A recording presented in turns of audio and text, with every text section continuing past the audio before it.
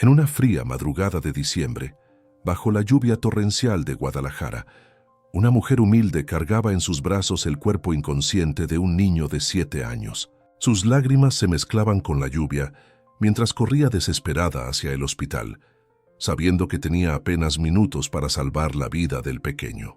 Esa mujer era Elena Morales, y ese niño era Mateo Herrera, el hijo del hombre que la había despreciado durante meses. Pero todo había comenzado 3 meses antes, cuando Elena llegó por primera vez a la exclusiva colonia Providencia de Guadalajara. Era el 15 de septiembre de 2024, día de la independencia de México. Elena descendió del autobús de segunda clase que la había traído desde Michoacán, cargando una maleta de cartón atada con mecate y vistiendo su mejor vestido, que aún así lucía humilde. Sus manos temblorosas sostenían un papel arrugado con la dirección: calle Monte Everest, número 235. Al llegar frente a la imponente mansión de los Herrera, Elena se quedó paralizada. La casa era más grande que toda su calle en el pequeño pueblo de Michoacán, donde había vivido toda su vida. Los muros blancos brillaban bajo el sol, rodeados de jardines perfectamente cuidados con flores que Elena ni siquiera conocía. «Dios mío», susurró mientras se persignaba, «esta casa es más grande que la iglesia de mi pueblo». Elena respiró profundo y tocó el timbre dorado.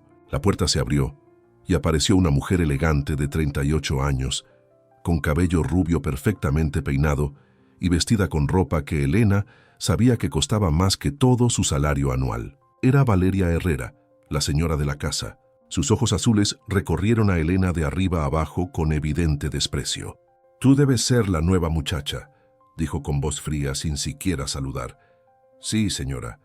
Soy Elena Morales para servirle», respondió Elena con humildad bajando la mirada. Valeria la hizo pasar sin sonreír y la condujo hacia la cocina. Durante el recorrido, Elena no podía creer lo que veía. Pisos de mármol que brillaban como espejos, lámparas de cristal que colgaban del techo, muebles que parecían sacados de una revista. «No toques nada», le advirtió Valeria secamente. «Todo aquí vale más de lo que tú puedes imaginar». En la cocina, Elena vio algo que la impactó profundamente. Valeria estaba tirando a la basura platos enteros de comida de la fiesta del día anterior.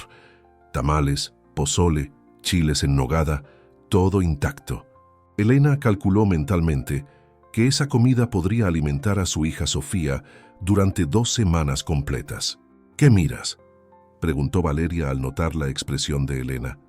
«Esta comida ya no sirve. Aquí no comemos sobras». Valeria le mostró el pequeño cuarto donde dormiría Elena. Era un espacio diminuto junto a la lavandería, más pequeño que el closet principal de la señora. Tenía una cama individual, un pequeño buró y una ventana que daba al patio de servicio. «Aquí dormirás», dijo Valeria. «Las reglas son claras. No puedes usar los baños de la casa, solo el de servicio. No puedes comer en el comedor, solo en la cocina. Y jamás te dirijas a mi familia sin que te hablen primero». Cuando Elena se quedó sola en su cuarto, sacó de su maleta una fotografía arrugada de su hija Sofía, de 5 años. La niña sonreía a pesar de los tubitos de suero que tenía en el brazo durante uno de sus tratamientos para la diabetes. Elena besó la foto y la colocó en el buró. Justo en ese momento, vio sobre la mesa una fotografía de la familia Herrera. Su atención se fijó en el niño, Mateo, de 7 años, con grandes ojos tristes y una sonrisa forzada. «Igualito a mi Sofía», susurró Elena con los ojos llenos de lágrimas. Ambos niños tenían la misma edad, los mismos ojos expresivos, pero destinos completamente diferentes. Uno vivía en una mansión rodeado de lujos, el otro en un humilde cuarto de hospital luchando contra una enfermedad. Elena se persignó frente a la imagen de la Virgen de Guadalupe que llevaba en su collar. «Virgencita, protege a mi niña y ayúdame a cuidar bien de esta familia». En ese momento, escuchó la voz áspera de Valeria gritando desde la sala. «Elena, no vine aquí para descansar. Ven inmediatamente». Elena se secó las lágrimas rápidamente y salió corriendo del cuarto. No sabía que ese grito sería el primero de muchos, ni que su vida estaba a punto de cambiar para siempre. Tampoco sabía que el niño de la fotografía se convertiría en la razón por la cual arriesgaría todo. Ricardo Herrera, el padre de Mateo, Llegó esa tarde de sus oficinas. Era un hombre de 45 años, alto y serio, dueño de una empresa exportadora de tequila que lo había convertido en multimillonario. Entró a la casa hablando por teléfono, ignorando completamente a Elena, que estaba limpiando el recibidor. «Los números del último trimestre no me convencen», decía con voz autoritaria. «Necesito que duplicemos las exportaciones a Estados Unidos antes de fin de año». Elena observó cómo Ricardo se dirigió directamente a su estudio sin saludar a nadie, ni siquiera a su hijo Mateo, que había corrido a recibirlo. El niño se quedó parado en medio de la sala, con los brazos extendidos, esperando un abrazo que nunca llegó. Elena sintió una punzada en el corazón al ver la tristeza en los ojos del pequeño. Le recordaba tanto a su propia hija cuando preguntaba por qué su papá nunca regresó de Estados Unidos. Esa noche, mientras Elena preparaba la cena, no sabía que pronto se convertiría en la única persona que vería realmente al niño solitario que vivía en esa mansión dorada. ¿Qué sucederá cuando Elena experimente su primer día completo de humillaciones en la casa de los Herrera? La humillación que Elena vivió esa noche del 15 de septiembre cambió su vida para siempre. Frente a más de 50 invitados millonarios, Valeria la obligó a servir usando un uniforme rosa chillón que parecía un disfraz. Mientras los empresarios más ricos de Guadalajara reían y bebían tequila premium, Elena caminaba entre ellos como un fantasma, cargando las miradas de desprecio y los comentarios crueles. Nunca imaginó que esa humillación sería el primer paso hacia el momento más heroico de su vida. Al amanecer del 16 de septiembre, Elena se despertó a las 5 de la mañana para preparar el desayuno. Había dormido apenas 3 horas después de limpiar toda la casa tras la fiesta de la Independencia. Sus manos dolían de tanto fregar platos y su espalda se resentía por cargar las pesadas charolas de plata. «Buenos días, Virgencita», susurró frente a su imagen mientras se persignaba. «Dame fuerzas para este día». No sabía que necesitaría más fuerzas de las que imaginaba. Valeria bajó a las 8 de la mañana, perfectamente maquillada y vestida con un conjunto de diseñador que costaba más que el salario anual de Elena. La señora inspeccionó la cocina con ojos críticos, pasando el dedo por las superficies buscando polvo. «Elena», dijo con voz cortante, «hoy tenemos la fiesta más importante del año. Gente muy influyente vendrá a nuestra casa». Sus ojos brillaron con malicia. «Y tú vas a ser la muchacha que los atienda». Elena asintió respetuosamente. «Sí, señora, haré mi mejor esfuerzo». Valeria sonrió de manera desagradable. «Tu mejor esfuerzo no es suficiente. Necesitas lucir apropiada para servir a gente de clase». Sacó de una bolsa un uniforme rosa chillón con holanes y delantal blanco, como los que usan las mucamas en las películas antiguas. «Te vas a poner esto, y nada de conversar con los invitados. Ellos no hablan con la servidumbre». A las 2 de la tarde llegaron los primeros invitados. Elena había pasado horas preparándose, planchando el horrible uniforme que la hacía sentir como un payaso. Se había peinado con una cola de caballo y había lustrado sus únicos zapatos negros hasta que brillaran. Cuando se vio en el espejo, sintió una punzada de tristeza. «¿Qué pensaría mi Sofía si me viera así?», y se preguntó mientras tocaba la medallita de la Virgen de Guadalupe que llevaba en el cuello. La fiesta comenzó y Elena se convirtió en el blanco de las miradas y comentarios. Llevaba charolas pesadas llenas de copas de cristal con margaritas de tequila premium. Los invitados, empresarios y socialites de Guadalajara la miraban como si fuera parte de la decoración. «Cuidado con esa», escuchó que decía una mujer elegante a su acompañante. «Esa india puede derramar algo en tu traje de Armani». El grupo rió a carcajadas mientras Elena fingía no escuchar. Carmen, la cocinera que llevaba 10 años trabajando para los Herrera, se acercó a Elena en la cocina.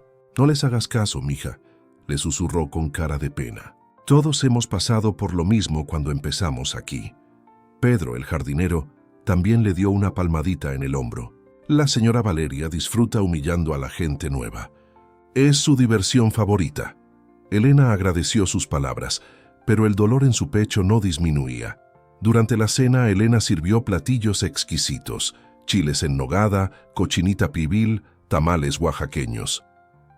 Su estómago rugía de hambre, pero sabía que su lugar era en la cocina, comiendo las tortillas frías y frijoles que le habían dejado. Mientras los invitados devoraban manjares que ella había ayudado a preparar, Elena se sentó sola en un banquito junto a la estufa.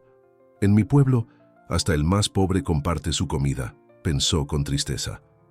Fue entonces cuando apareció Mateo. El niño de 7 años había logrado escapar de la fiesta, donde los adultos lo trataban como un accesorio bonito. Vestía un traje de charro diminuto, con bordados dorados y botones de plata, pero su carita reflejaba la misma soledad que Elena sentía. «¿Por qué comes aquí sola?», preguntó con inocencia mientras se sentaba junto a ella. Elena no supo qué responder.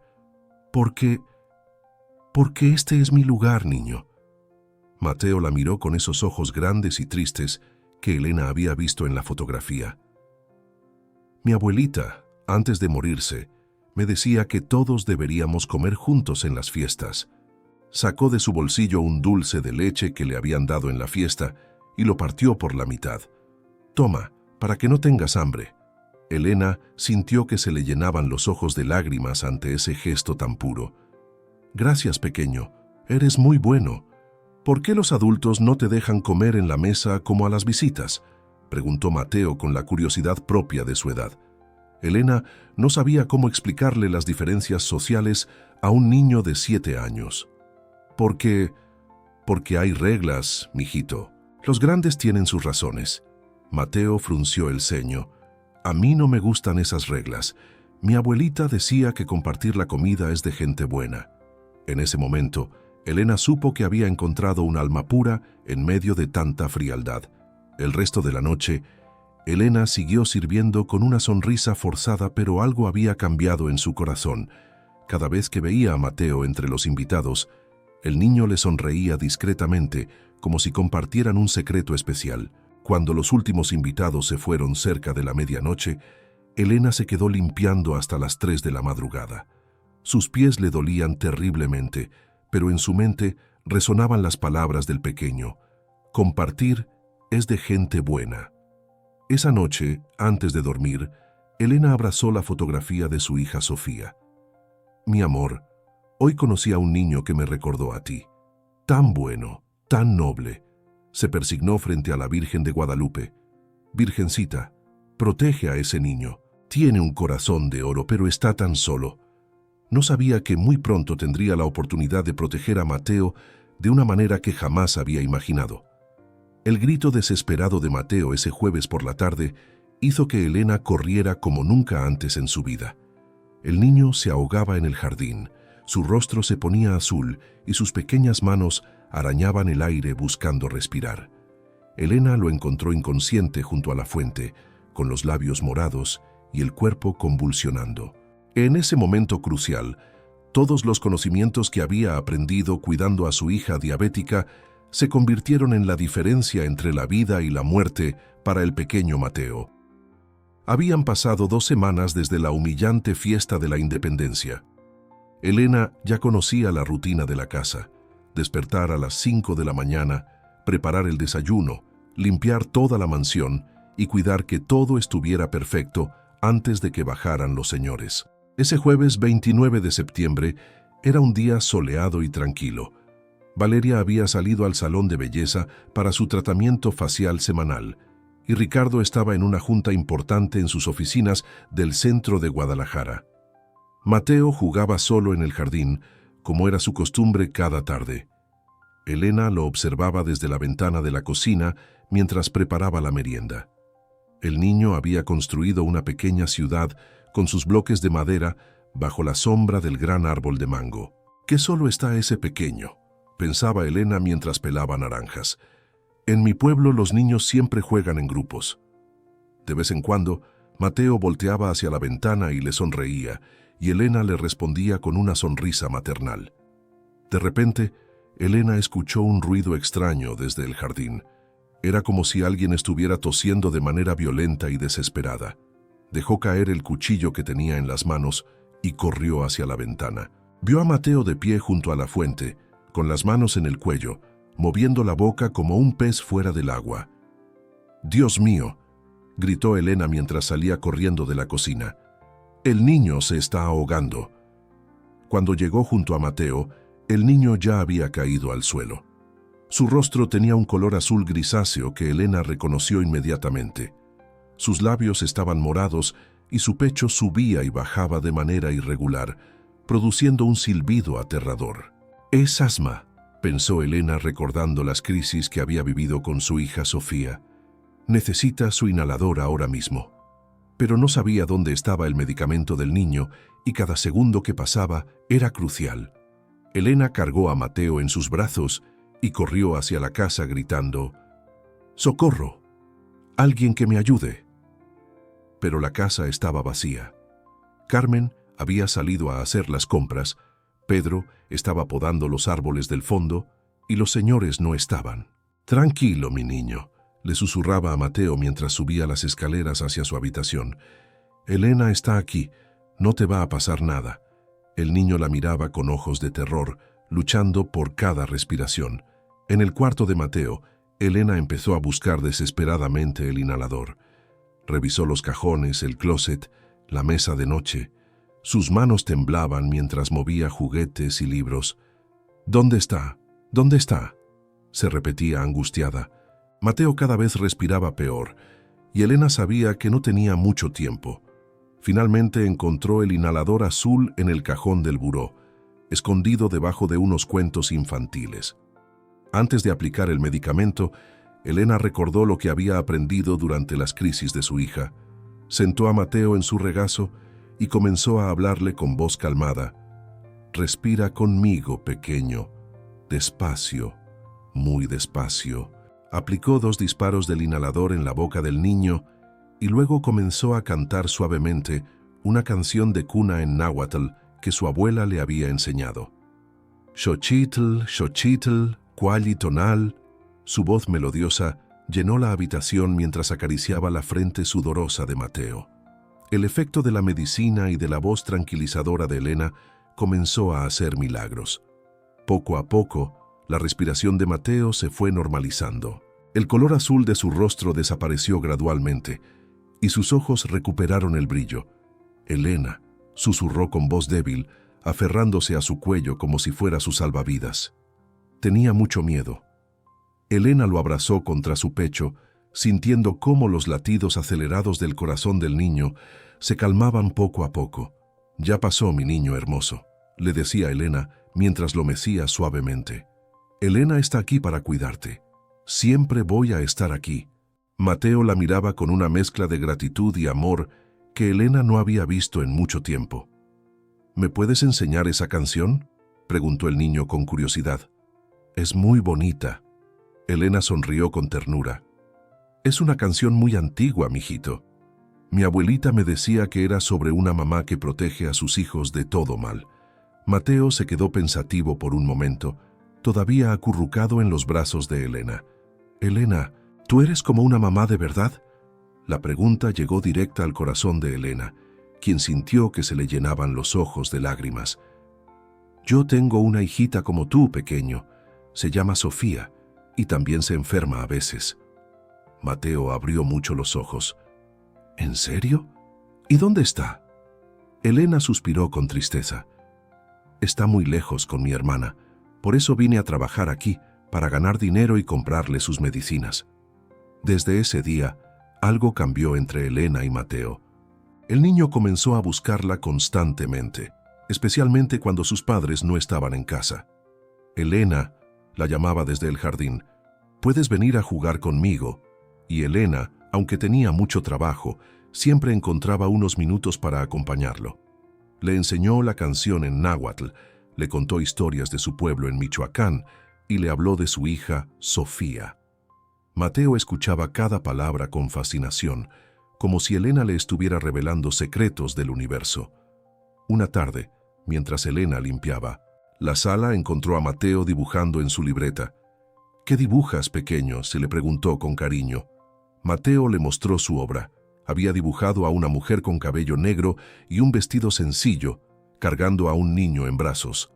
Arriba había escrito con su letra infantil: «Elena, mi segunda mamá». Elena sintió que el corazón se le partía de emoción.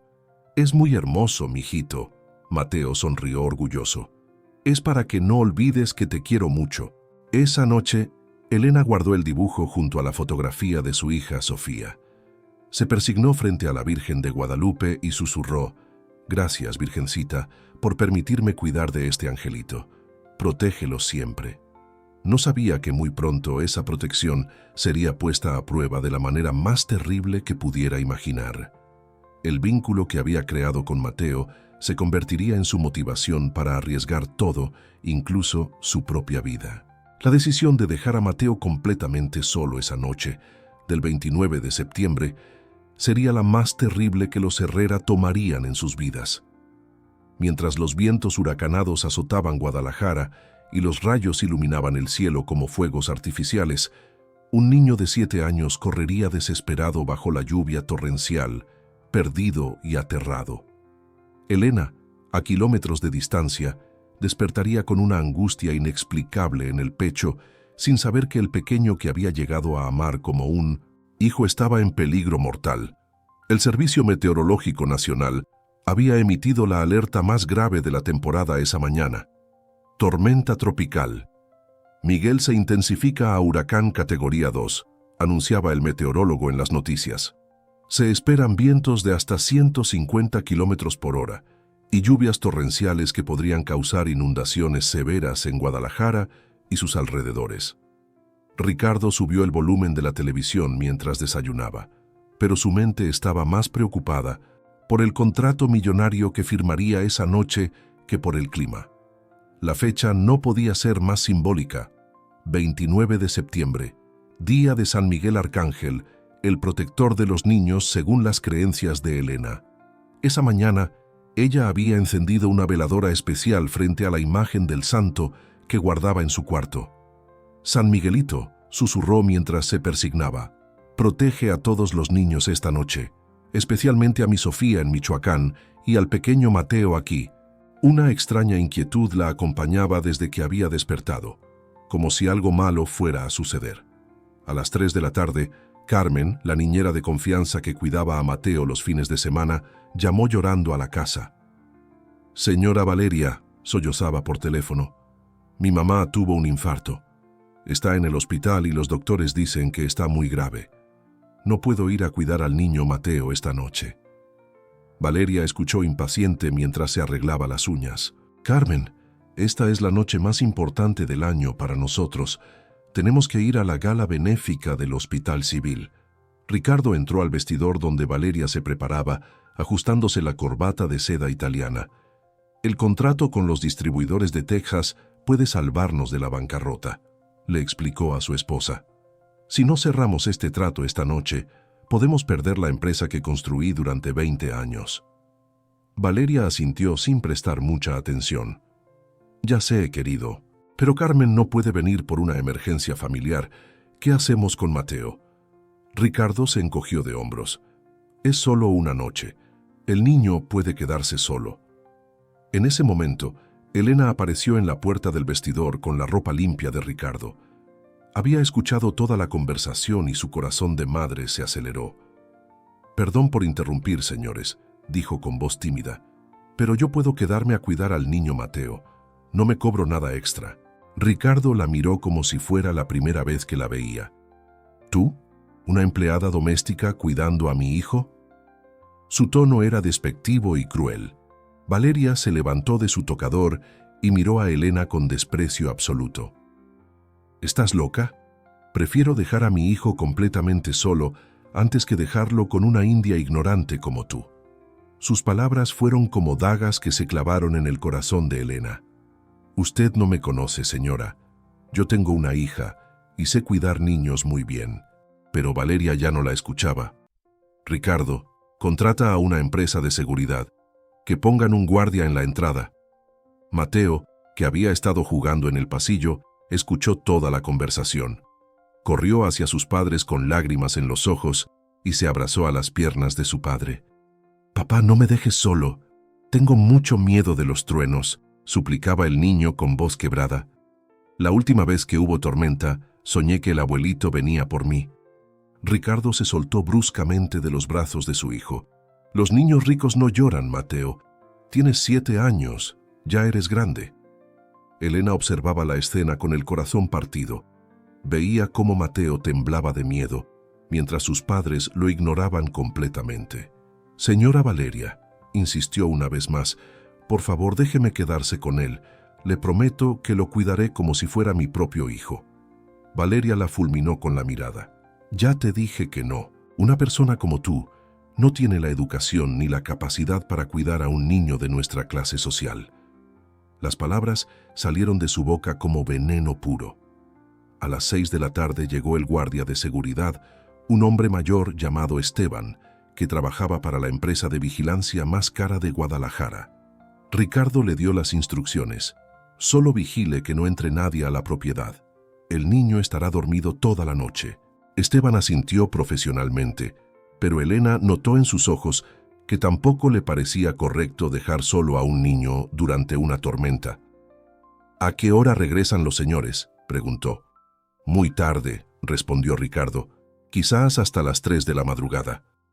Cuando llegó la hora de irse, Mateo se aferró desesperadamente a la chaqueta de su padre. Por favor, papá, no me dejes. Los rayos me dan mucho miedo, lloraba inconsolablemente. Elena no pudo más y se acercó al niño. Mateo, mijito, todo va a estar bien.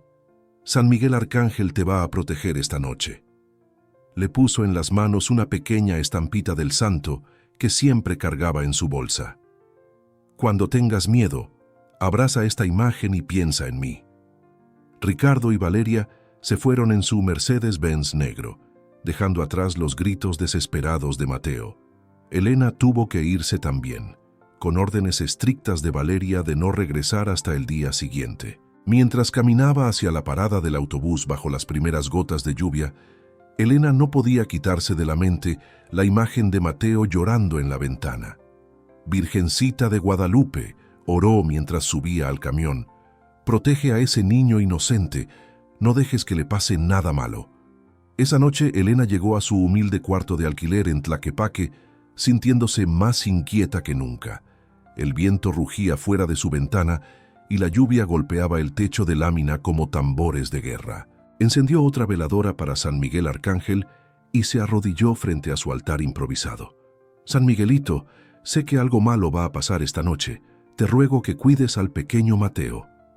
No sabía que en ese mismo momento, a 20 kilómetros de distancia, el guardia de seguridad abandonaba su puesto aterrado por los rayos que comenzaban a caer peligrosamente cerca de la mansión. El grito de terror que Mateo lanzó a las 2 de la madrugada del 30 de septiembre despertó a los vecinos de 3 cuadras a la redonda.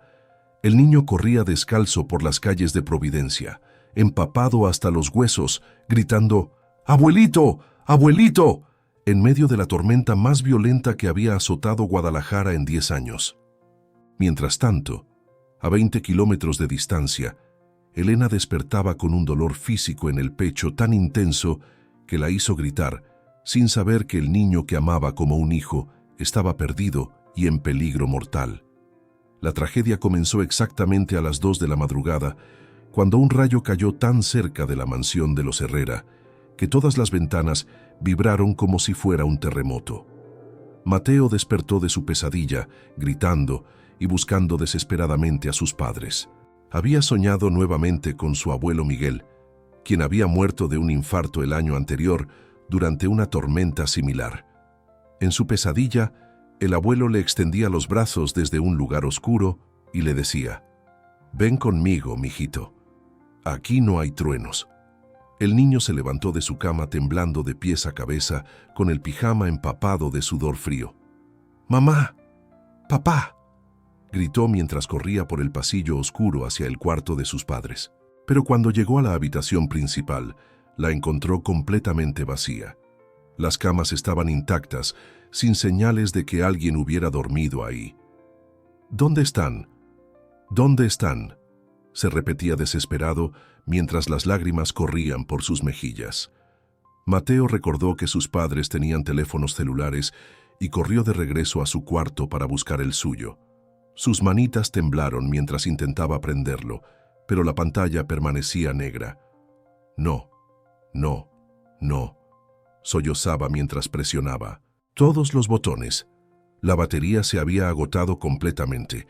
El pequeño dispositivo que podría haberlo conectado con sus padres era ahora solo un pedazo de plástico inútil. En ese momento, otro trueno ensordecedor hizo que se tirara al suelo cubriendo su cabeza con las manos. El trauma del abuelo Miguel regresó a su mente con una claridad aterradora. Recordó esa noche horrible de hace un año, cuando encontraron al abuelo tirado en el jardín después de una tormenta similar. Los paramédicos dijeron que el susto de los rayos le había provocado el infarto. Desde entonces, Mateo asociaba las tormentas con la muerte, y en su mente confusa de 7 años, creyó que los truenos venían por él también. El abuelito me está llamando, pensó en su estado de pánico total. Sin pensarlo racionalmente, Mateo corrió escaleras abajo hacia la puerta principal. Su mente infantil le decía que tenía que salir de la casa antes de que los rayos lo lastimaran como al abuelo. No buscaba a sus padres conscientemente. En su estado de shock psicológico, creía que estaba huyendo de la muerte misma. Abrió la pesada puerta de madera y salió corriendo a la calle, descalzo y en pijama, mientras la lluvia torrencial lo empapaba instantáneamente. Mientras Mateo corría perdido por las calles de Guadalajara, Elena despertó en su humilde cuarto de Tlaquepaque con una sensación que jamás había experimentado. Era como si alguien le hubiera clavado un cuchillo en el corazón. ¡Ay, Dios mío!, gritó llevándose las manos al pecho. El dolor era tan real y físico que pensó que estaba teniendo un infarto. Se incorporó en la cama sudando frío, con el corazón latiendo tan fuerte que podía escucharlo en sus oídos. «Algo malo le está pasando al niño Mateo», le dijo a su vecina doña Carmen, quien había venido corriendo al escuchar sus gritos. «Lo siento aquí», decía Elena señalando su pecho, como si me estuvieran arrancando el corazón. Doña Carmen, una mujer mayor y sabia, había visto muchas veces estas conexiones espirituales entre madres e hijos. «Elena, mijita, si tu corazón te está gritando, es porque ese niño te necesita. Los lazos del amor verdadero no conocen distancias». Elena se vistió rápidamente con lo primero que encontró: unos jeans viejos, una blusa de algodón y sus únicas botas de hule. Sus manos temblaban mientras se ponía el suéter tejido que su madre le había hecho antes de morir. «Tengo que ir por él», le dijo a doña Carmen con determinación absoluta. «No me importa si me despiden, no me importa si los señores me demandan. Ese niño está en peligro». Tomó todo el dinero que tenía ahorrado, 200 pesos que guardaba para las medicinas de Sofía. Pero cuando Elena salió a la calle de Tlaquepaque buscando un taxi, se dio cuenta de la realidad cruel. Ningún taxista quería salir en medio de esa tormenta apocalíptica. «Está muy peligroso, señora», le decía un conductor desde su auto. «Los cables de luz están cayendo por todos lados». Otro le gritó desde su ventana: «Está loca si cree que voy a manejar con este clima». Elena sintió la desesperación crecer en su pecho como un monstruo que la devoraba por dentro. Sin más opciones, Elena comenzó a caminar hacia la parada del autobús nocturno, el único transporte público que funcionaba a las 24 horas. La lluvia la empapó en segundos y el viento estaba tan fuerte que tuvo que agarrarse de los postes para no caerse. Sus vecinos la veían desde sus ventanas y le gritaban: «Elena, estás loca, regresa a tu casa». Pero ella siguió caminando con una determinación sobrehumana. «Es mi niño», susurraba mientras la lluvia le golpeaba la cara. «Tengo que encontrar a mi niño». Cuando finalmente subió al autobús que la llevaría hacia Providencia, Elena estaba temblando de frío y de miedo. El chofer, un hombre mayor llamado Rodolfo, la miró con preocupación. «Señora, ¿está segura de que quiere ir hacia esa zona? Están cayendo muchos rayos por allá». Elena lo miró con ojos llenos de lágrimas y desesperación. «Mi niño está perdido. Tengo que encontrarlo». Rodolfo asintió con comprensión. Él también era padre y entendía esa angustia. «Que Dios la acompañe, señora». Durante el trayecto de 1 hora hacia Guadalajara, Elena no dejó de rezar ni un solo momento. Abrazaba su medallita de la Virgen de Guadalupe y repetía como un mantra: Virgencita, protégelo. San Miguel Arcángel, cuídalo. No dejes que le pase nada a mi niño. Por las ventanas del autobús veía árboles caídos, cables de luz chispeando en el suelo y calles completamente inundadas. Era el apocalipsis, pero Elena solo podía pensar en Mateo corriendo solo y asustado en medio de esa pesadilla. Durante 6 horas interminables, Elena recorrió cada rincón peligroso de Guadalajara como una madre leona buscando a su cachorro perdido. Estuvo a punto de ser electrocutada por cables caídos, casi fue asaltada por delincuentes que aprovechaban el caos, y encontró a otra criatura perdida que por un momento cruel pensó que era Mateo. Pero nada la detuvo en su misión desesperada. Cuando finalmente recibió la pista que cambiaría todo, ya eran las 4 de la madrugada y Elena había caminado más de 20 kilómetros bajo la lluvia torrencial, con los pies sangrando y el corazón destrozado. Elena llegó a la colonia Providencia a las 3 de la madrugada, empapada hasta los huesos y temblando de frío. Lo primero que hizo fue correr hacia la mansión de los Herrera, rezando para encontrar a Mateo sano y salvo en su cama. Pero cuando llegó a la puerta principal, la encontró completamente abierta, golpeando contra la pared por el viento. ¡Mateo! ¡Mateo!, gritó mientras entraba corriendo a la casa. Sus gritos se perdían en el rugido del viento, y solo el eco de su propia voz desesperada le respondía desde los pasillos vacíos. Revisó cada habitación de la mansión como una mujer poseída. El cuarto de Mateo estaba destrozado, las sábanas en el suelo, los juguetes regados por todas partes, la ventana abierta de par en par, dejando entrar la lluvia que había empapado la alfombra. «Se fue», susurró Elena con horror. El niño salió de la casa. Tomó una linterna que encontró en la cocina y salió nuevamente a la tormenta. Su único pensamiento era encontrar a Mateo antes de que fuera demasiado tarde. Elena comenzó su búsqueda sistemática por las calles del fraccionamiento Providencia, gritando el nombre de Mateo hasta quedarse ronca. Revisó cada jardín, cada coche estacionado, cada rincón donde un niño asustado pudiera haberse escondido. El viento era tan fuerte que tuvo que agarrarse de los árboles para no caerse, y la lluvia le golpeaba la cara como miles de agujas heladas. «Mateo, soy Elena.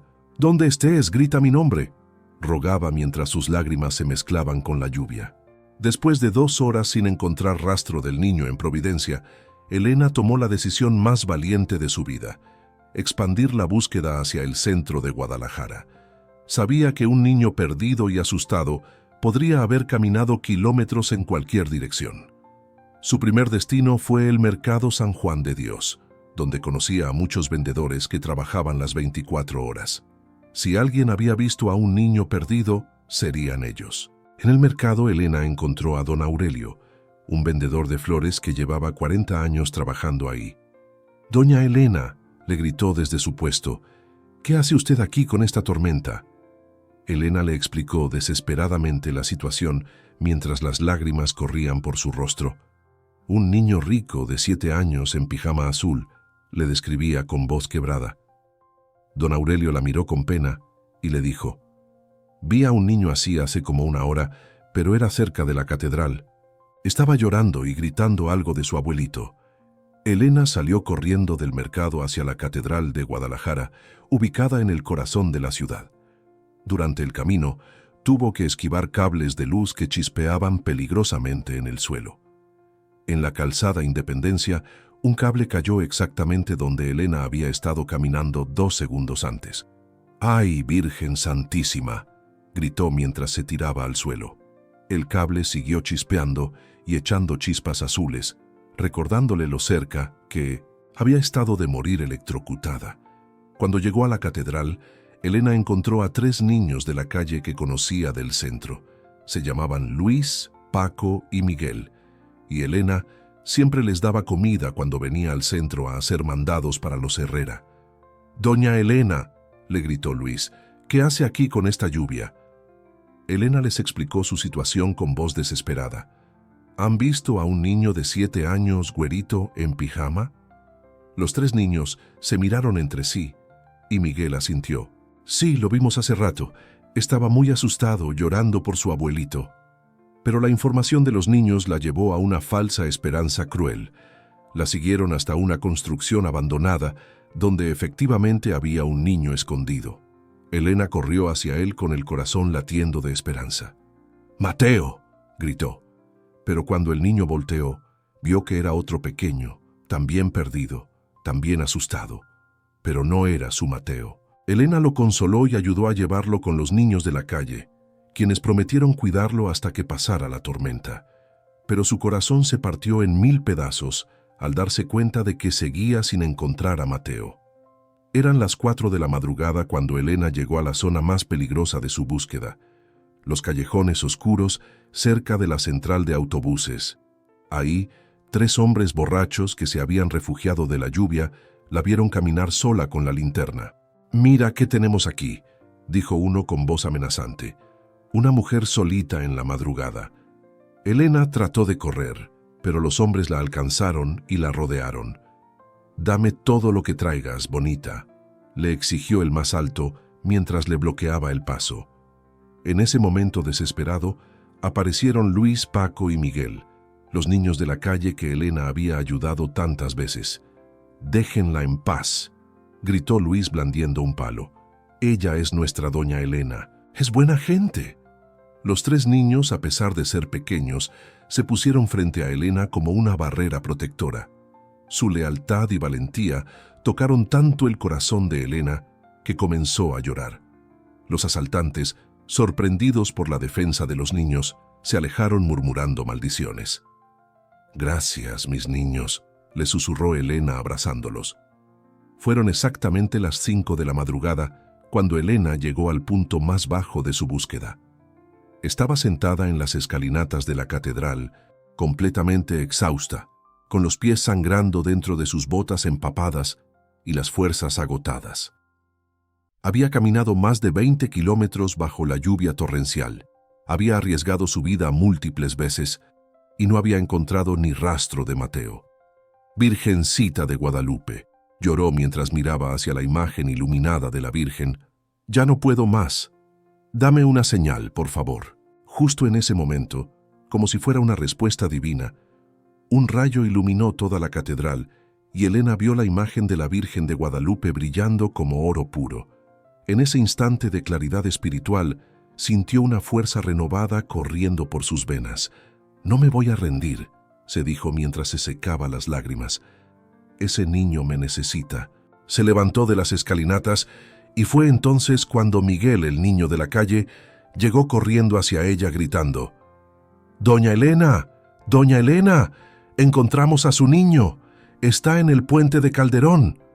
El cuerpo inconsciente de Mateo yacía bajo el histórico puente de Calderón como un pequeño ángel caído del cielo. Su piel tenía un color azul grisáceo que Elena reconoció inmediatamente como señal de hipotermia severa.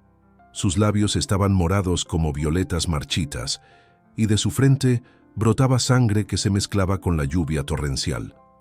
Durante 2 minutos eternos, Elena no pudo encontrarle el pulso al niño que amaba como un hijo, pero el amor maternal es más fuerte que la muerte. Y esa madrugada del 30 de septiembre, bajo el mismo puente donde los héroes de la independencia lucharon por México, Elena luchó por la vida de Mateo con una ferocidad sobrehumana. Elena llegó corriendo al puente de Calderón a las 5:30 de la madrugada, siguiendo a Miguel y a los otros niños de la calle que habían encontrado a Mateo. Sus pies sangrantes apenas la sostenían después de caminar toda la noche, pero cuando vio el puente histórico iluminado por los relámpagos, una fuerza inexplicable se apoderó de su cuerpo. «¡Allá está!», gritó Miguel señalando hacia los arcos de piedra del puente colonial. «Está debajo del puente, junto a la imagen de la Virgen». Elena no entendió a qué se refería hasta que lo vio con sus propios ojos. Ahí, en el lugar exacto donde una pequeña imagen de la Virgen de Guadalupe había sido colocada por los devotos años atrás, estaba el cuerpo inmóvil de Mateo. El niño había logrado llegar hasta ese refugio antes de colapsar por el frío y la exhaustación. Estaba acurrucado como un bebé, con su pijama azul completamente empapado y desgarrado, abrazando contra su pecho la estampita de San Miguel Arcángel que Elena le había dado. «¡Mateo! ¡Mi niño!», gritó Elena mientras se lanzaba hacia él sin importarle el agua helada que le llegaba hasta las rodillas. Cuando Elena tocó el rostro de Mateo, sintió como si hubiera tocado hielo puro. La piel del niño estaba fría como mármol y tenía un color que la aterrorizó. Azul grisáceo, el mismo color que había visto en su abuela cuando murió de frío una Navidad en Michoacán. «No, no, no», repetía desesperadamente mientras buscaba el pulso en su cuello con manos temblorosas. Durante 2 minutos que se sintieron como 2 años, Elena no pudo encontrar latidos. «Dios mío, llegué tarde», sollozó creyendo que había perdido para siempre al niño que se había convertido en su razón de vivir. Pero Elena no se rindió. Recordando lo que había aprendido en un curso de primeros auxilios que tomó cuando Sofía nació, colocó sus manos sobre el pequeño pecho de Mateo y comenzó a hacer compresiones cardíacas. 1, 2, 3, 4, contaba mientras presionaba rítmicamente. «Vamos, mi niño, Elena está aquí, no te vayas». Las lágrimas corrían por su rostro, mezclándose con la lluvia, pero sus manos no se detuvieron ni un segundo. Los niños de la calle la rodearon en silencio, como pequeños guardianes protegiendo un milagro. Después de 5 minutos de masaje cardíaco desesperado, Elena sintió un latido débil bajo sus manos. «¡Está vivo! ¡Está vivo!», gritó con una mezcla de alivio y terror. Pero Mateo seguía inconsciente, y su respiración era tan débil que apenas se notaba. Elena sabía que tenía que actuar rápido para combatir la hipotermia que estaba matando al niño lentamente.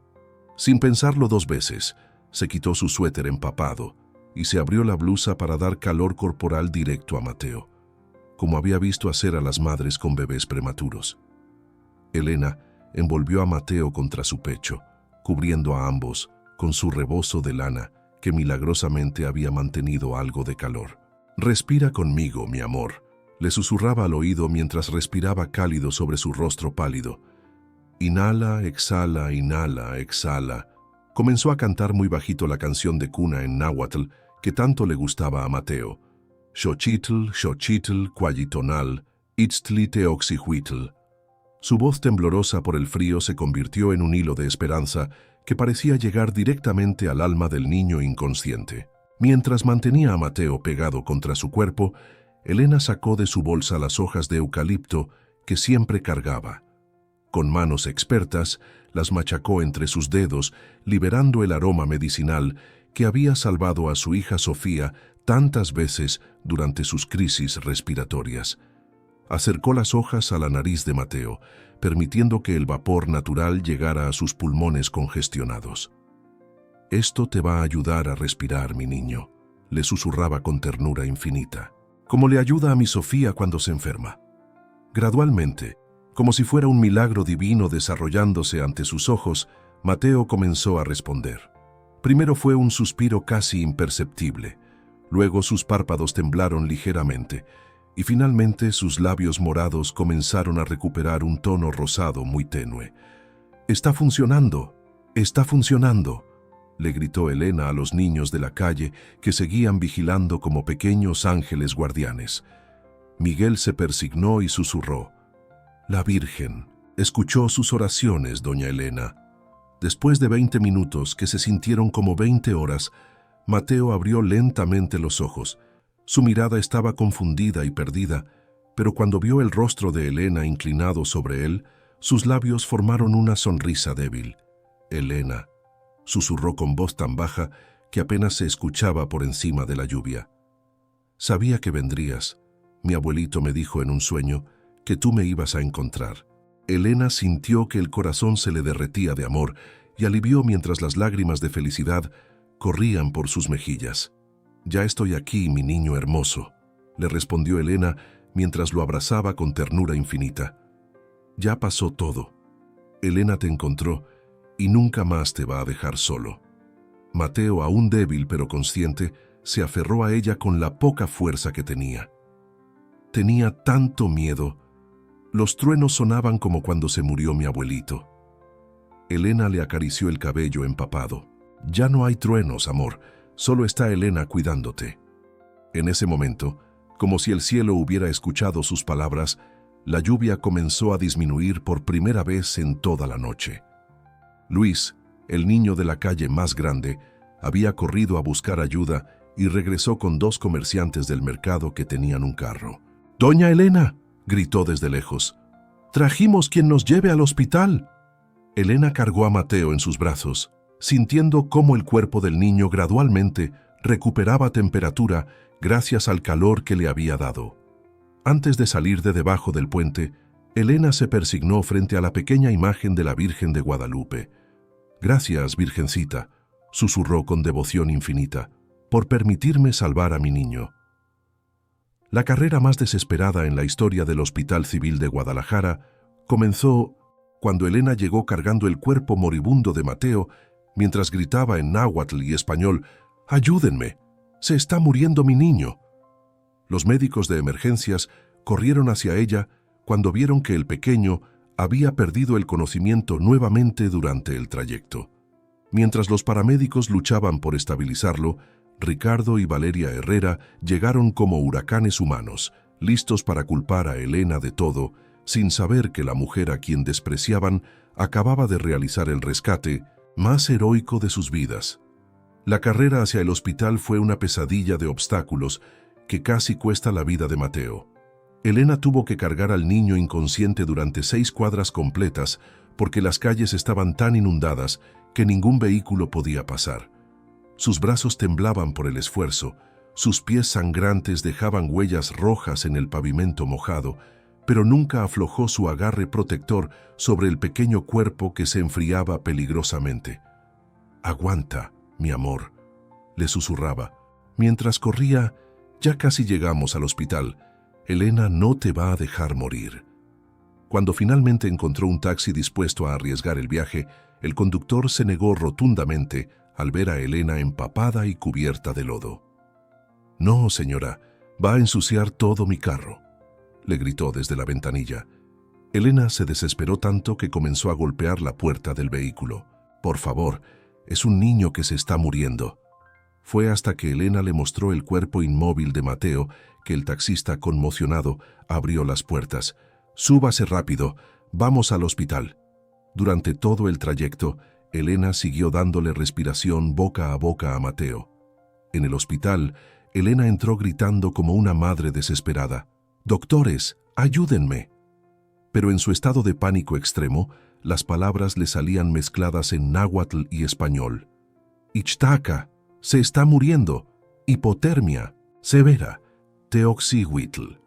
Los médicos inicialmente no entendían qué decía, hasta que la doctora Patricia Morales, originaria de un pueblo de Michoacán, tradujo rápidamente: «Dice que el niño tiene hipotermia severa y que estuvo inconsciente».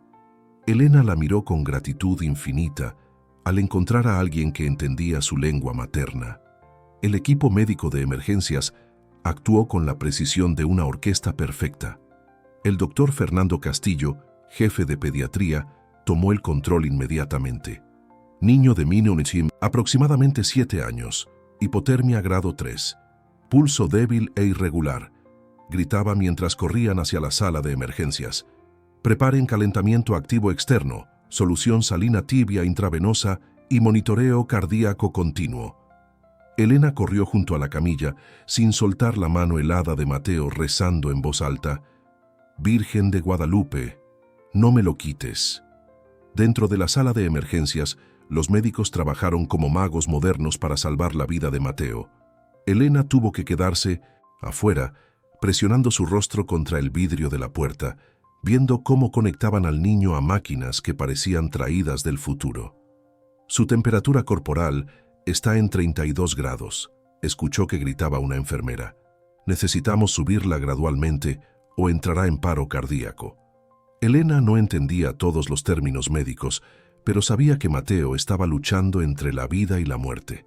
Fueron exactamente las 7 de la mañana cuando llegaron Ricardo y Valeria Herrera al hospital. Habían recibido una llamada de la policía, informándoles que su hijo había sido encontrado y estaba hospitalizado. Ricardo entró como un toro furioso, buscando a quien culpar de la tragedia. Sus ojos se fijaron inmediatamente en Elena, quien estaba sentada en una silla de plástico todavía empapada, con lodo hasta en el cabello y con las manos manchadas de sangre. «Tú», rugió señalándola con el dedo, «esto es culpa tuya». «Señor Ricardo». Elena se levantó temblorosa. «Yo encontré a Mateo. Yo lo salvé». Pero Ricardo no la dejó terminar. Su rostro estaba rojo de ira y sus manos temblaban de rabia. «Tú lo dejaste salir de la casa. Tú eres responsable de que mi hijo casi se muera». Valeria, al ver a Elena en ese estado deplorable, sintió una mezcla de asco y desprecio. «¿Cómo te atreves a estar aquí después de lo que has hecho?». Elena, con lágrimas corriendo por sus mejillas, intentó explicar. «Ustedes me prohibieron quedarme. Yo quería cuidarlo». En ese momento crucial apareció el doctor Castillo con una expresión grave que hizo que todos se quedaran en silencio absoluto. «¿Son ustedes los padres del niño Mateo Herrera?», preguntó formalmente. Ricardo se irguió tratando de recuperar su compostura. «Sí, doctor, soy Ricardo Herrera. ¿Cómo está mi hijo?». El doctor los miró a todos, incluyendo a Elena, antes de hablar. «El niño está estable, pero llegó en estado crítico. Hipotermia severa, deshidratación extrema y trauma psicológico. Unos 20 minutos más y habría sido fatal». «¿Quién lo encontró?», preguntó el doctor mirando directamente a Elena. «Porque quienquiera que haya aplicado los primeros auxilios le salvó la vida. El masaje cardíaco fue perfecto, el calentamiento corporal fue exactamente lo correcto, y las hojas de eucalipto ayudaron a descongestionar sus vías respiratorias». Ricardo y Valeria se quedaron helados. «¿Masaje cardíaco?», preguntó Valeria con voz temblorosa. «¿Elena hizo eso?». El doctor asintió gravemente. Esta mujer conoce técnicas de primeros auxilios que muy pocas personas dominan. Sin duda alguna, ella salvó la vida de su hijo. Ricardo se sintió como si le hubieran dado un balde de agua helada en la cara. Todo su mundo se tambaleó cuando entendió la realidad. La mujer a quien había despreciado, a quien había llamado india ignorante, acababa de salvar lo más preciado de su vida. ¿Dónde lo encontró?», preguntó con voz quebrada. Elena, aún temblorosa, respondió. «En el puente de Calderón, señor. Busqué toda la noche bajo la lluvia, caminé por toda la ciudad hasta encontrarlo». Sus palabras simples contenían la historia más heroica que Ricardo había escuchado en su vida. Cuando finalmente pudieron pasar a ver a Mateo, el niño estaba conectado a varias máquinas pero consciente y con color en las mejillas. Al ver a Elena entrar al cuarto, sus ojos se iluminaron como luces de Navidad. «Elena, mamá Elena», gritó extendiendo sus bracitos hacia ella. Elena corrió hacia la cama y lo abrazó con ternura infinita. «Aquí estoy, mi niño, aquí está tu Elena». Fue en ese momento cuando Valeria se desplomó en una silla, cubriendo su rostro con las manos y comenzó a llorar como nunca había llorado en su vida. La transformación más hermosa que jamás había presenciado el Hospital Civil de Guadalajara comenzó cuando Ricardo Herrera, el empresario millonario que nunca había llorado frente a nadie, se arrodilló ante Elena y le pidió perdón con lágrimas corriendo por su rostro. Valeria, la mujer que había humillado a Elena llamándola india ignorante, confesó entre sollozos que ella también venía de una familia humilde de Tonalá y que había renegado de sus raíces por vergüenza. Pero el momento más emotivo llegó cuando Mateo, aún débil en su cama de hospital, le dio a Elena su medallita de San Miguel Arcángel y la llamó oficialmente mi segunda mamá frente a médicos, enfermeras y sus propios padres. Al principio, Ricardo se resistió a aceptar la realidad que le gritaba en la cara. Cuando el doctor Castillo terminó de explicar cómo Elena había salvado a Mateo, Ricardo se quedó en silencio durante varios minutos, procesando información que destruía todo lo que creía sobre las clases sociales. «No puede ser», murmuró moviendo la cabeza. «Una persona como ella no puede». Pero no pudo terminar la frase porque las palabras se le atoraron en la garganta. Por primera vez en su vida adulta, Ricardo Herrera se quedó sin palabras. «¿Una persona como yo qué, señor?», preguntó Elena con dignidad, ya sin miedo después de haber arriesgado todo por Mateo. ¿Una persona pobre? ¿Una persona indígena? ¿Una persona que limpia su casa? Sus palabras no tenían rencor, solo una tristeza profunda que hizo que Ricardo se sintiera como el hombre más pequeño del mundo. Yo también soy madre, señor Ricardo. Yo también tengo un corazón que ama, y yo amo a su hijo como si fuera mío, porque él también me ama a mí. El doctor Castillo, las enfermeras Patricia y Carmen, y hasta el personal de limpieza del hospital se habían acercado para presenciar la escena más emotiva que habían visto en años de trabajo. En 30 años de medicina, dijo el doctor en voz alta, nunca había visto un acto de amor tan puro como el de esta mujer. Ella arriesgó su vida por un niño que no era su hijo, caminó toda la noche bajo una tormenta mortal y aplicó técnicas médicas que salvaron una vida. Esa es la definición de heroísmo. Elena sacó de su bolsa la pequeña medallita de la Virgen de Guadalupe que siempre llevaba consigo, la misma que había pertenecido a su madre y a su abuela. Con manos temblorosas se la dio a Mateo. «Para que te protejas siempre, mi niño hermoso», le susurró. «Como protegió a mi mamá, como me protegió a mí y como te protegió anoche». Mateo tomó la medallita dorada y la apretó contra su pecho. «Pero Elena», dijo con voz débil, «esta es tu tesoro más importante». Elena sonrió con lágrimas en los ojos. «Tú eres mi tesoro más importante ahora». Fue entonces cuando ocurrió el momento que cambió todo. Ricardo, viendo el amor puro entre Elena y su hijo, sintió que algo se rompía dentro de su pecho. Todas las barreras que había construido durante 45 años de vida se desmoronaron como castillos de arena. Lentamente, el hombre más orgulloso de Guadalajara se arrodilló frente a Elena. «Perdóname», susurró con voz quebrada. «Perdóname por ser tan ciego, tan cruel, tan ignorante». Las lágrimas comenzaron a correr por su rostro sin que pudiera controlarlas. «Usted le salvó la vida a lo más importante que tengo en este mundo», continuó Ricardo desde el suelo, «y yo la traté como basura. ¿Cómo puedo llamarme hombre después de esto? ¿Cómo puedo llamarme padre?» Elena, conmovida hasta el alma, se agachó y levantó suavemente a Ricardo. «Levántese, señor. Ya pasó todo. Lo importante es que Mateo está bien». Pero Ricardo siguió llorando, liberando décadas de emociones reprimidas. «No merezco su perdón. No merezco que mi hijo tenga una segunda madre como usted». Valeria había estado observando toda la escena en silencio, pero cuando vio a su esposo llorando y pidiendo perdón, algo se quebró también en su interior. Se acercó a Elena con pasos vacilantes, como si caminara sobre cristales rotos. «Elena», comenzó con voz temblorosa, «yo también necesito pedirte perdón». Sus manos perfectamente manicuradas temblaban como hojas en el viento. «Pero antes necesito contarte algo que nunca le he dicho a nadie. Yo no nací rica», confesó Valeria, mientras las lágrimas arruinaban su maquillaje perfecto. «Nací en Tonalá, en una casa de adobe sin agua corriente. Mi mamá vendía tortillas en el mercado y mi papá trabajaba de albañil». Los presentes se quedaron en shock. Valeria Herrera, la reina de la alta sociedad tapatía, venía de los mismos orígenes humildes que Elena. «Cuando llegué a Guadalajara para estudiar, me avergoncé tanto de mi familia que cambié mi apellido, cambié mi acento, cambié todo de mí. Por eso te traté tan mal», continuó Valeria entre sollozos. «Porque cuando te veo a la mujer que yo solía ser. Veo a mi madre que murió sin que yo fuera a despedirme, porque me daba vergüenza que mis amigas ricas supieran de dónde venía».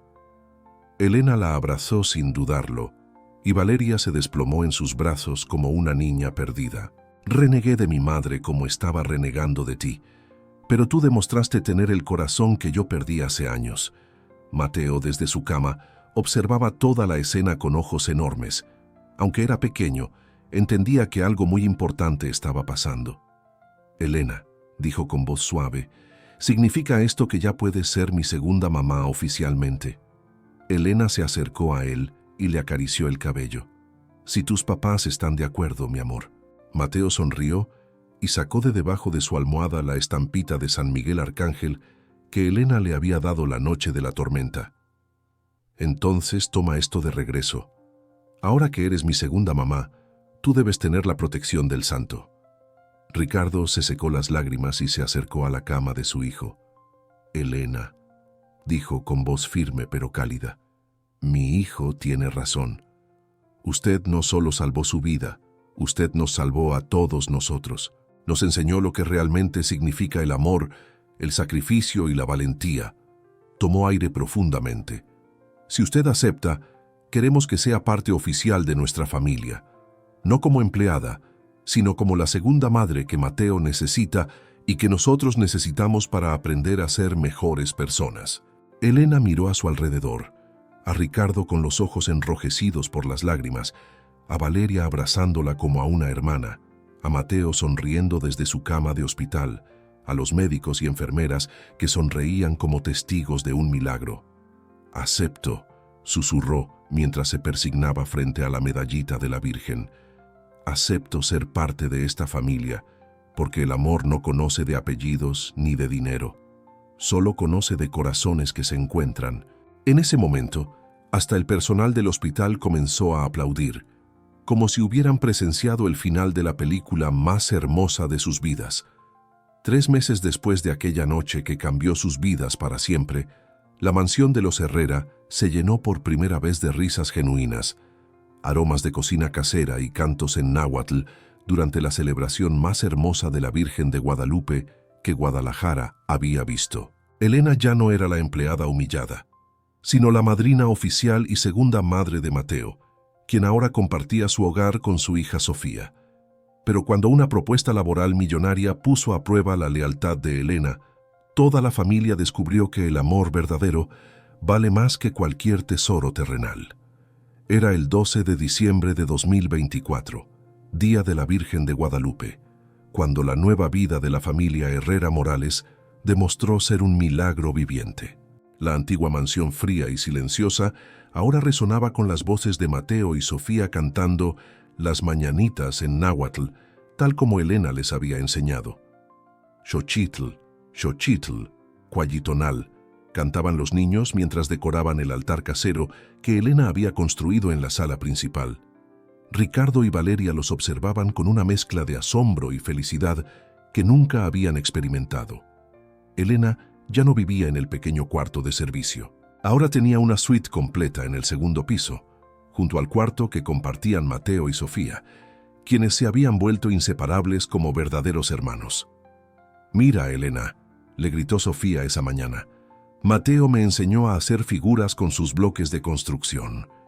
Elena sonrió viendo a los niños jugar juntos, recordando cómo 3 meses atrás su hija estaba en un hospital de Michoacán sin poder pagar el tratamiento para su diabetes. El cambio más hermoso había sido en Valeria. La mujer que antes desperdiciaba comida, ahora cocinaba junto a Elena, aprendiendo las recetas tradicionales de Michoacán que su propia madre le había enseñado antes de que ella las olvidara por vergüenza.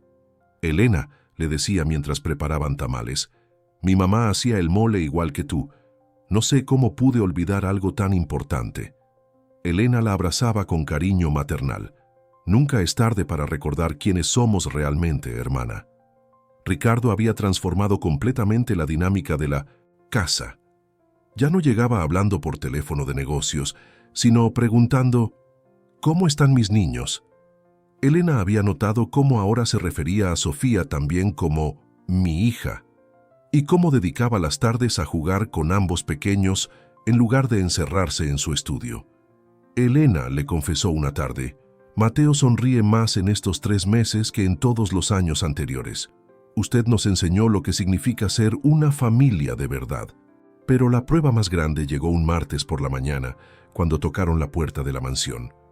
Era la señora Victoria Mendoza, una millonaria de Polanco que había escuchado la historia de Elena a través de los círculos sociales de Guadalajara. «Vengo a ofrecerle un trabajo como gobernanta principal de mi familia», le dijo a Elena con elegancia. «Le pago el triple de lo que gana aquí, más casa propia, más seguro médico internacional para su hija». La oferta era tentadora económicamente, pero Elena sintió que el corazón se le partía al pensarlo. «Necesito pensarlo», le respondió Elena a la señora Mendoza. Esa noche, Elena se sentó en el jardín donde tantas veces había visto a Mateo jugar solo, pero ahora lo veía correr feliz con Sofía bajo las luces navideñas que Ricardo había puesto especialmente para los niños. ¿En qué piensas, Elena?, le preguntó Valeria sentándose junto a ella. Una señora me ofreció trabajo en la Ciudad de México, mucho más dinero. Valeria sintió que se le helaba la sangre. ¿Te vas a ir? Elena miró hacia la ventana donde Mateo y Sofía leían un cuento juntos, con Ricardo ayudándoles con las palabras difíciles. Mi lugar está aquí, susurró con certeza absoluta. El dinero va y viene, pero una familia como esta es un regalo que Dios me dio una sola vez en la vida. Al día siguiente, Elena rechazó la oferta millonaria. Gracias, señora Mendoza, pero mi corazón ya tiene dueño. Mi familia me necesita y yo los necesito a ellos. La celebración de la Virgen de Guadalupe fue mágica, como nunca antes en la mansión. Elena había preparado ponche navideño, buñuelos, tamales dulces y todas las tradiciones que su abuela le había enseñado. Mateo y Sofía cantaron las mañanitas en náhuatl para la imagen de la Virgen que ahora presidía el altar familiar. Virgencita bonita, cantaba Mateo con voz angelical. Gracias por traernos a Elena y a Sofía. Hasta Ricardo, el empresario serio, cantaba con lágrimas en los ojos. Durante la celebración, Ricardo sorprendió a Elena con un regalo que la dejó sin palabras. Elena, dijo formalmente frente a toda la familia reunida, usted rechazó una fortuna por quedarse con nosotros. Eso nos demostró que su amor es real. Sacó un sobre elegante. Estas son las escrituras de una casa en Tlaquepaque, a 5 minutos de aquí, para que Sofía tenga su propio hogar cerca de su hermano Mateo y para que usted siempre tenga un lugar que sea completamente suyo. Elena abrió el sobre con manos temblorosas y vio las escrituras oficiales a su nombre. No puedo aceptar esto, señor Ricardo, es demasiado. Pero Mateo se acercó corriendo y la abrazó por la cintura. Sí acepta, mamá Elena. Así podemos visitarnos todos los días y seguir siendo una familia. Sofía aplaudió emocionada. Vamos a tener casa propia, mami. Elena tocó su medallita de la Virgen de Guadalupe y susurró, acepto con todo mi corazón. Acepto este regalo del cielo. Valeria había preparado también una sorpresa especial. Había mandado hacer documentos oficiales donde Elena aparecía como madrina oficial y segunda madre de Mateo, con todos los derechos legales correspondientes. Ahora es oficial, le dijo entregándole los papeles. Usted es parte legal de esta familia. Mateo tiene 2 madres que lo aman, y nosotros tenemos una hermana que nos enseñó a ser mejores personas. Elena lloró de felicidad al ver su nombre junto al de Mateo en documentos oficiales. La noche terminó con la escena más hermosa que esa mansión había presenciado jamás. Elena estaba en el jardín enseñándoles a Ricardo y Valeria las canciones en náhuatl que su abuela le había heredado. Cualli Yohuali, cantaban todos juntos bajo las estrellas. Buenas noches, que la Virgen los proteja. Mateo y Sofía dormían en el regazo de Elena, agotados pero felices. Gracias, Virgencita de Guadalupe, oró Elena en silencio, por convertir mi dolor en alegría, mi humillación en honor y mi soledad en familia. Un año después, cuando los periodistas locales escribieron sobre el milagro de la familia Herrera Morales, Elena sonrió, recordando aquella noche terrible de septiembre que había cambiado todo. Ahora Mateo era un niño seguro y feliz, que hablaba náhuatl con orgullo. Sofía tenía el mejor tratamiento médico y estudiaba en el colegio más prestigioso de Guadalajara. Ricardo había aprendido que la verdadera riqueza está en el amor, y Valeria había recuperado sus raíces y su corazón. Los ángeles, le dijo Elena a un reportero, a veces vienen disfrazados de gente humilde para enseñarnos que el amor verdadero no conoce de clases sociales ni de apellidos, solo conoce de corazones que se encuentran.